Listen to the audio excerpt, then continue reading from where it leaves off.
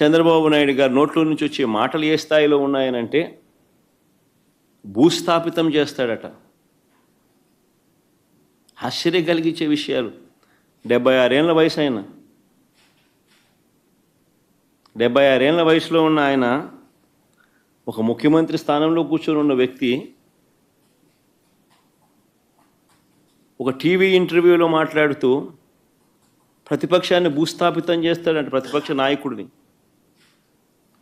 నాయకుడు పేరెత్తి ఆయన ప్రతిపక్ష నాయకుడిని భూస్థాపితం చేస్తాడంట.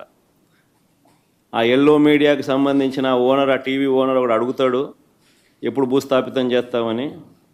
ఈయన అదిగో మొదలు పెట్టేశాను, చేస్తూ ఉన్నాను, త్వరలోనే చేసేస్తాను ఈయన అంటాడు. ఆశ్చర్యం. 76 ఏళ్ళ ముసలాయన.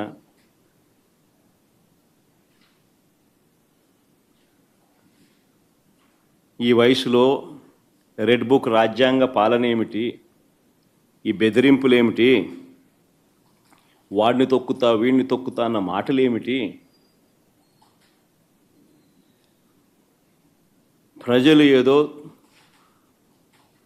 దేవుడు ప్రజలు దయదలిచి ఏదో అధికారం ఇచ్చారు. ఇచ్చిన అధికారంతో ప్రజలకు మంచి చేయడానికి పోయి, మంచి చేయాల్సింది పోయి, ఇచ్చిన హామీలను నెరవేర్చాల్సిన బాధ్యతను పక్కన పెట్టి అబద్ధాలతో మోసాలతో పరిపాలన చేస్తూ వాటి గురించి ఎవరైనా ప్రశ్నిస్తే భూస్థాపితం చేస్తాను అనే మాటలు మాట్లాడుతూ ఉన్నాడు ఈ వ్యక్తి.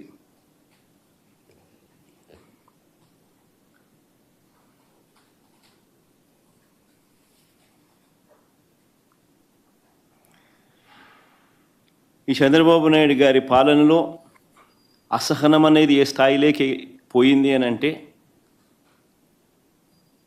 ఏడాది కాలంలో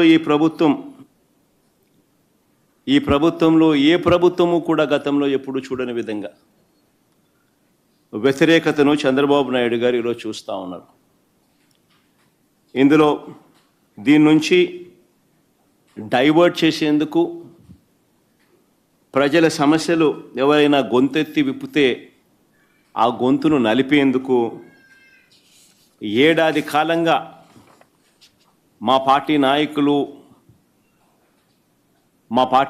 నాయకులపై చంద్రబాబు నాయుడు గారు పెడతా ఉన్న తప్పుడు కేసులు నిజంగా చూస్తే ఆశ్చర్యం కలిగిస్తాయి. ఎవరు గలం విప్పినా కూడా గలం విప్పకూడదు అనే ఉద్దేశంతో, విప్పనివ్వకూడదు అనే ఉద్దేశంతో తప్పుడు కేసులు పెడతా ఉన్నారు, టాపిక్లు డైవర్ట్ చేస్తూ ఉన్నారు. ఈ తప్పుడు కేసుల సాంప్రదాయాన్ని మరింతగా కొనసాగిస్తూ మొన్న కరెక్ట్గా నా ప్రోగ్రాంకు ముందు రోజున టాపిక్ డైవర్ట్ చేసేందుకు ఉపయోగపడుతుందనే ఉద్దేశం కూడా ఒక కారణం. రెండో కారణం, గొంతు నొక్కాలి ఎవరైనా కూడా తనకు వ్యతిరేకంగా మాట్లాడితే అన్న కారణం రెండోది. చెవిరెడ్డి భాస్కర్ రెడ్డిని అరెస్ట్ చేయడం నిజంగా ఆశ్చర్యం కలిగించే విషయం. అసలు భాస్కర్ని అరెస్ట్ చేసిన తీరుని చూస్తే అసలు ఇంతకుముందు మీరంతా కూడా చూస్తూ ఉన్నారు.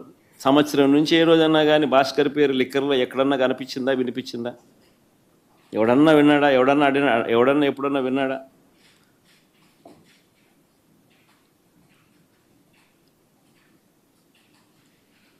భాస్కర్ని ఇరికిచ్చేందుకోసం తప్పుడు సాక్ష్యాలను క్రియేట్ చేస్తూ ఉన్నారు.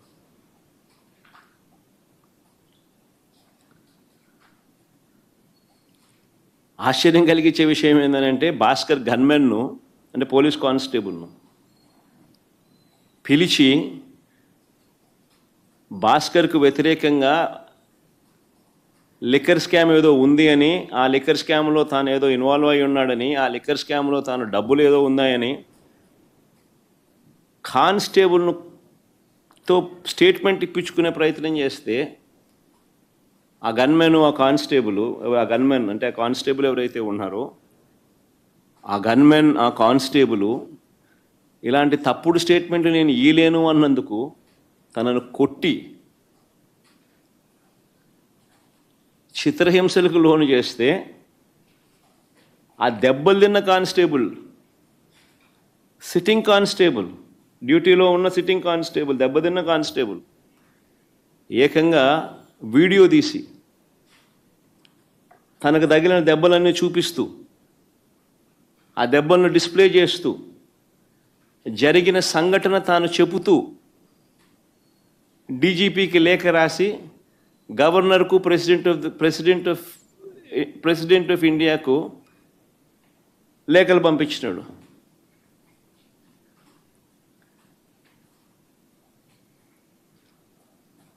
కోర్టులో కేసు వేసినాడు. నిన్న ఆ కేసు హియరింగ్ కూడా వచ్చింది.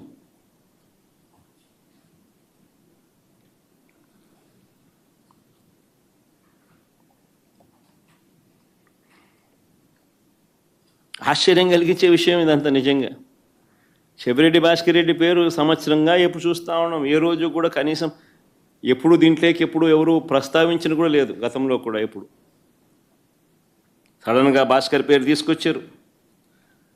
ఇప్పుడు సడన్గా భాస్కర్ను ఇరికిచ్చే దానికోసం సడన్గా ఒక కొత్త క్యారెక్టర్, ఇంకొక కానిస్టేబుల్ ఏమన్నా గిరి అని ఇంకొకరిని తీసుకొచ్చినాడు. అంటే ఒకడు విన్నాడు, ఒకడు వినలా. గిరి అని ఇంకొక కానిస్టేబుల్ తీసుకొచ్చాడు. ఆయనతో గిరి అనే వ్యక్తితో భాస్కర్ మాట్లాడినాడంట. ఆబ్వియస్లీ తన దగ్గర ఉన్న గన్మెన్ ఎవడైనా కూడా మాట్లాడతాడు. ఎక్కడికి పోతున్నావు, వస్తున్నావా, ఎక్కడున్నావు, నువ్వు వస్తున్నావా, ఎప్పుడు వస్తున్నావు, ఏం చేస్తున్నావు, నేను ఇక్కడికి పోతున్నావు, నువ్వు ఎక్కడున్నావు, ఏదో మాట్లాడి ఉంటారేమో. మామూలు సహజంగానే జరుగుతాయి. మన మాదిరి నా మాదిరి ఇంతమంది గన్మెన్ ఉండరు కాబట్టి, ఉండేది ఒకరికో ఇద్దరు ఒకడో ఉంటాడు కాబట్టి, వీళ్ళు ఎక్కడికైనా పోయేటప్పుడు, వీఐపీ పోయేటప్పుడు నువ్వేడుండవు స్వామి, నువ్వు వస్తున్నావా, వస్తే ఇద్దరం కలిసిపోదామని చెప్పి మామూలుగా ఎవడైనా మాట్లాడుకుంటారు. నేను ఆశ్చర్యం చెప్పేది ఫోన్లో మాట్లాడిన ఎక్కువసార్లు ఫోన్లో మాట్లాడినారంట. అంటే నీ డ్రైవర్తో కానీ నీ ఇంట్లో ఉన్న ఎవరితో ఉన్నా కానీ నువ్వు ఎక్కువసార్లు మాట్లాడితే చాలు. ఆ మనిషిని పిలుచుకొని రావడం, ఆ మనిషితో ప్రలోభాలు పెట్టడం, ఆ మనిషిని లేదా భయపెట్టడం, ఆ మనిషితో తప్పుడు స్టేట్మెంట్లు నీ ఇష్టం వచ్చినట్టుగా ఇప్పించడం, ఆ ఇప్పించిన స్టేట్మెంట్ ఆధారంగా ఈయనను అరెస్ట్ చేయడం. నిజంగా ఏం జరుగుతూ ఉంది ఇది? అదే మాదిరిగా ఇప్పించే ప్రయత్నం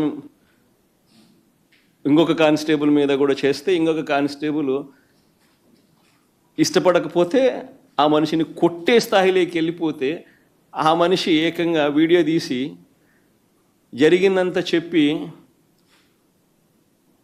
వీడియోను, లెటర్ను ఏకంగా డీజీపీకి నుంచి ప్రెసిడెంట్ ఆఫ్ ది కంట్రీకి, గవర్నర్కు లేఖ రాసి కోర్టులో కేసు వేసినాడు.